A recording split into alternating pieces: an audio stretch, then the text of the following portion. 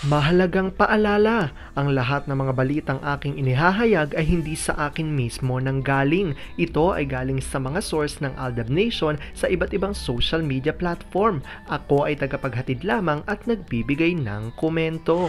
Magandang araw mga Aldab Nation! May panibago na naman po akong update para sa inyong lahat.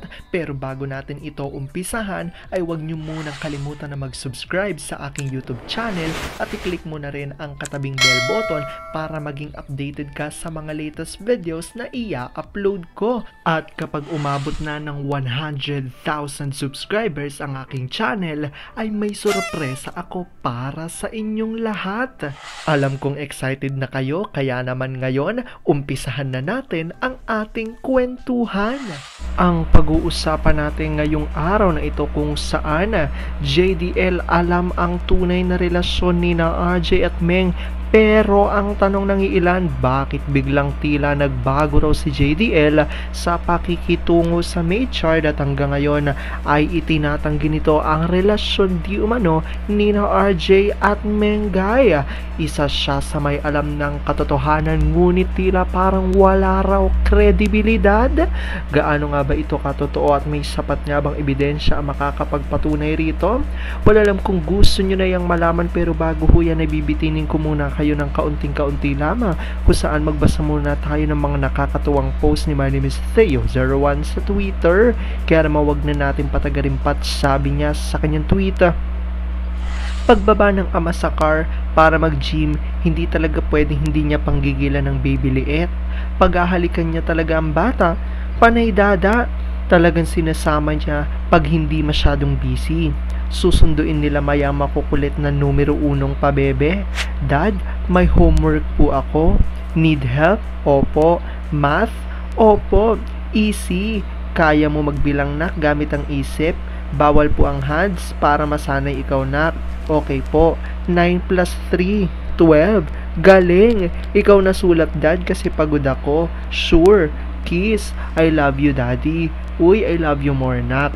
Sleep kumaya, read ikaw books. Opo. Bakit nakaupo pang mga baby ko? Pagod ako dad. Mimi, dito ka kasi idlip pa ako. Masama bang pakiramdam nyo? Antok ako Mimi. Matamlay ata sila pa. Nakainom ba sila ng vitamins? Oo naman. Tawagan ko ang farm doctor natin, baka iba na yan. Tawagan kong teacher nila. Mimi, huwag tatamlay nak. Antok lang ako, Mi. Alam kong tuwan-tuwa ka kay sa ating binasa pero ngayon pag-uusapan na natin ang ating main topic. Oops! Wait lang, saglit lang to. May ipapaalala lang ako para sa mga bago pa lang sa aking channel. Huwag niyong kalimutan na mag-subscribe sa aking YouTube channel at i-click niyo na rin ang notification bell para lagi kayong updated sa mga latest videos na i-upload ko at para maging parte na rin kayo ng aking Fanatics channel family. Well, alam kong super excited na kayo sa ating kwentuhan, kaya naman dumako na tayo sa ating main topic. Gaano nga ba katotoo na si JDL ay alam raw ang tunay na relasyon di umano ni RJ at Meng? Pero tanong ng mga ADN, bakit tila biglang nagbago si JDL sa pakikitungo sa Maychard at hanggang ngayon ay itinatanggi ang di umano relasyon ng dalawa? Isa siya sa may alam raw ng katotohanan ngunit parang tila walang kredibilidad. Gaano nga ba ito katotoo at may sapat nga bang ebidensya ang makakapagpatunay rito? Wala alam kung excited na kayong malaman niyan, kaya naman wag na natin patagalin pa. Una-una na nga dyan galing sa tweet ni Vampire 2019 at sabi niya rito, itong ZGOC nabubuhay sa kasinungalingan at edited pics. In reality, masaya ang baklang Casper sa piling ni Enchong D. Walang pwede mag-deny niyan sa circle of friends nila. One day sa kasinungalingan nila, ala Pinocchio ng haba ng mga ilong. Hindi ba si Pinocchio pag nagsinungaling humahaba lalo ang ilong? Ano nang nangyayari doon sa palabas ng X-Network about sa sakdok? Hindi ba kinagat ng tagahanga nila, idinaan pa yun sa pahula? Sana pinapunsoy din nila. Hindi kasi kinagat ni Singgo lang pautot ng X-Network at takot kay Double. Ito namang family magdusa, hindi ba sinabi ni Ganda sa kanila na alis silang mag-anak kasama ang family ni Pogi papunta ng Amerika? Harap-harapan na talagang kasinungalingan na magdu sa family na to. Ngayon pa lang nagdurusa ng mga mukhang pera, pero sa tawag ng pangangailangan, sarasuela pa rin. Everyday may bagong palabas ang kampo ng baklang Casper. Busy ata ang beauty ng baklang to.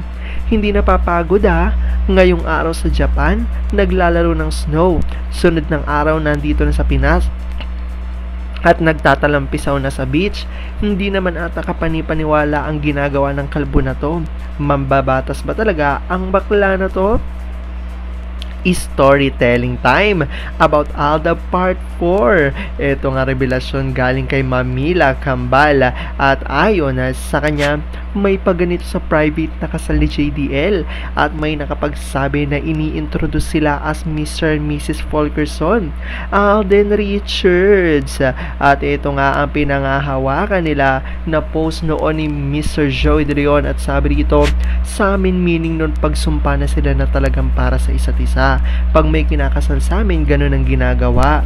At ito nga ay nang kinasal si JDL sa kanyang may bahay ay makikita nga rito ang pinagawa nila sa maid shard na ayon sa ADN na hindi ito pagagawa kung hindi tunay na mag-asawa raw di umano sina RJ at Meng. Dahil dito ang sabi ni Marie Notorio, hay nako ang puwet niya, bakit ka nasiraw sa pe? Walang kwenta mga kaibigan no kung namamaalam ka naman sa showbiz ng walang kredibilidad. Damay pa family mo. I'm sorry, binura ko yung first dahil kulang ang hashtag. Ayan nga ang paninindigan ng ilan sa ADN kung saan na ayon sa kanila alam ni JDL ang tunay na relasyon di umano ni RJ at Meng, ngunit tinatanggi nila dahil nga sa ginagawa nilang di umanong mga sarasuela. Alam kong kahit na ganun marami sa inyo mas lalo ngayong kumakapit at naninindigan na Alden nature is real, pero sabi nga natin na kahit na ano pa man na maging desisyon ni na Alden at Meng sa kanilang buhay, karir at buhay pag-ibig ay kailangan natin sila support at kailangan natin itong tanggapin ng buong buo dahil yon ang kanilang deserve. At yan ang aking update for today's video.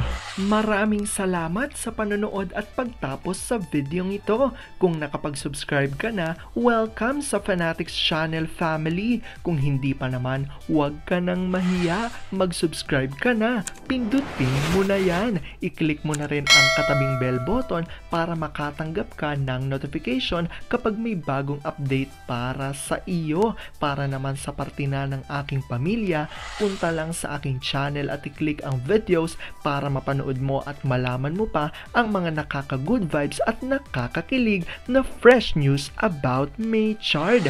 Muli, ako ho ang inyong lingkod na patuloy na maghahatid ng good vibes every day. Thank you mga Aldab Nation. Ingat!